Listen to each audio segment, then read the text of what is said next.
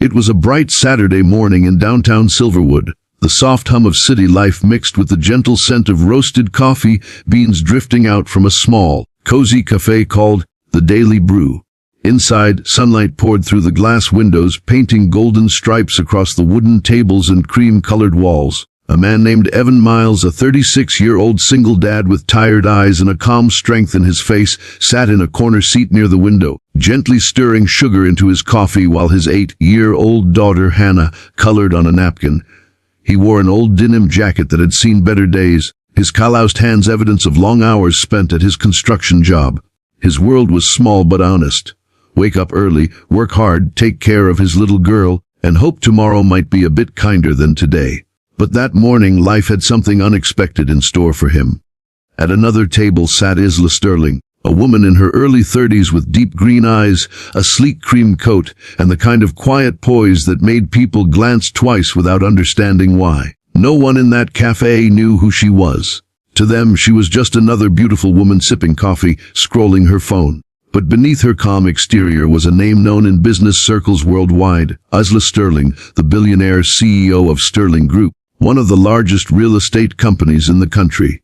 Yet here, she was simply a woman trying to disappear into a moment of normalcy, away from the flash of cameras and the weight of constant expectations.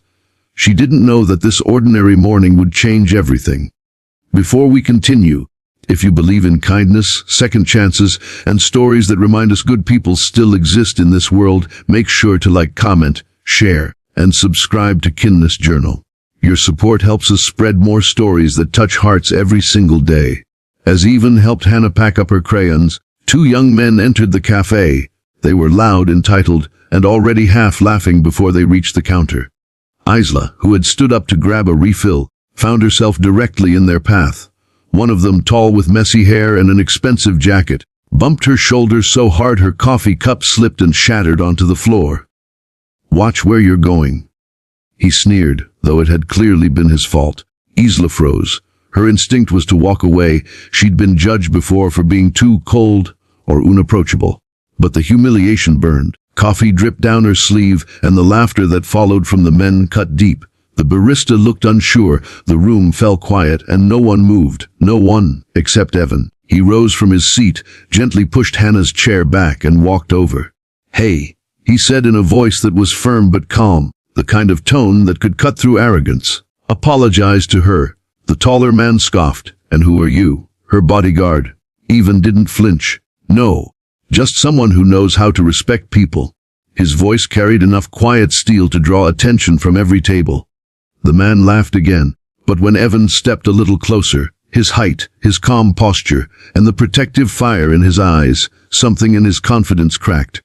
Muttering under his breath, the man turned and walked out, his friend following behind. Silence lingered before a small round of applause rippled through the cafe. Isla blinked, stunned not by the confrontation, but by the simple sincerity in this stranger's defense. He didn't know who she was. He didn't care about her wealth, her influence, or her image. He had simply acted out of decency, and that was something she rarely saw anymore. "Thank you," she said softly, brushing the coffee from her coat. Evan offered her a napkin. "No one should be treated like that. You okay?" She nodded. "I am now." They spoke for a few minutes, just simple things, the weather, her ruined coat, his daughter's drawing that somehow ended up in Isla's hands. When Hannah smiled shyly at her, Isla's heart warmed in a way she hadn't expected. There was something about the father and daughter, their bond, their quiet strength, that made her want to know more. After they left, Isla couldn't stop thinking about them. That evening, back in her penthouse overlooking the skyline, she found herself replaying the moment in her mind. The world around her was marble and glass, cold, luxurious, and empty. But when she thought of that humble man and his little girl, something stirred inside her, a longing for the simplicity and warmth she hadn't felt in years.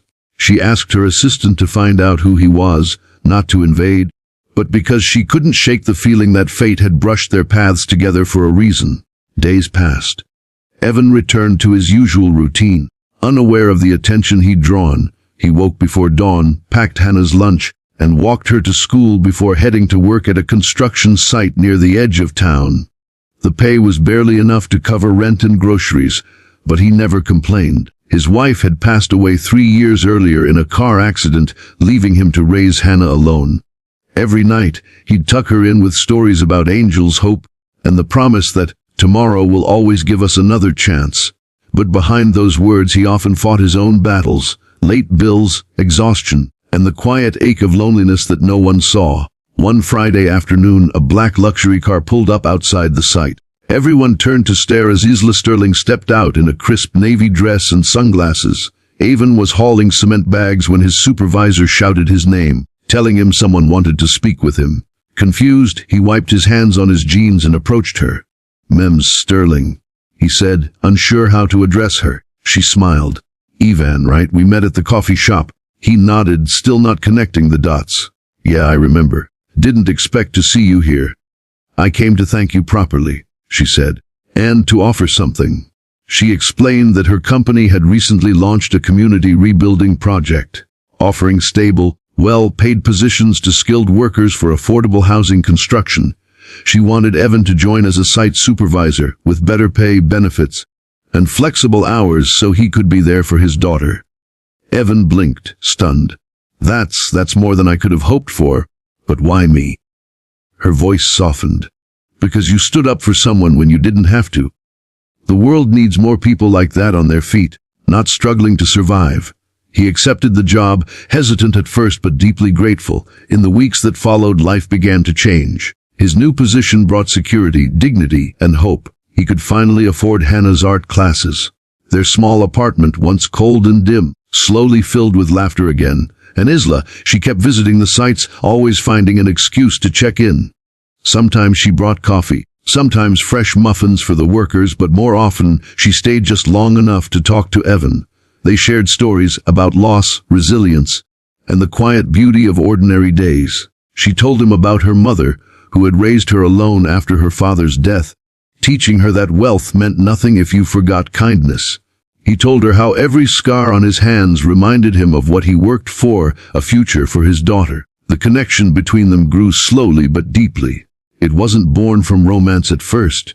It was born from respect, empathy, and the rare comfort of being understood. Months passed, and one spring morning, Isla invited Evan and Hannah to an open field where Sterling Group was launching a new project, an initiative to build free homes for struggling single parents. Standing before the crowd, she gave a heartfelt speech about the importance of compassion and community.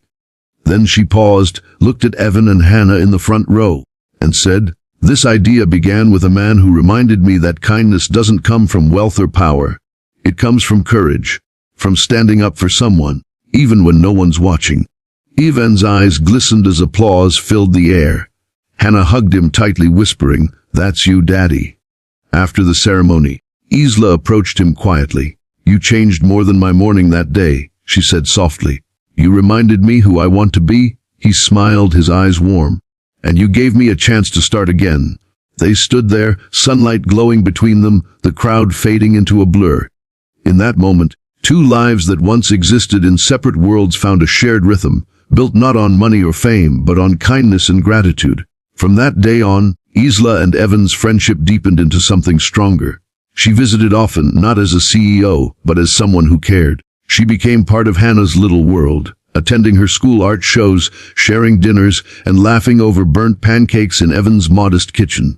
Slowly, love bloomed, not rushed, not forced, but genuine. It wasn't a fairy tale, it was real, built on scars, second chances, and the beauty of ordinary hearts finding each other. And on one quiet evening, as the sun dipped below the horizon, Isla looked at Evan across the dinner table and said, "You didn't know who I was when you defended me. You just saw someone who needed help. That's what made me fall for you." Evan reached across, taking her hand gently. "I didn't need to know your name to know you were worth standing up for." Sometimes, love doesn't arrive with fanfare or grand gestures. It walks in quietly, through the door of kindness.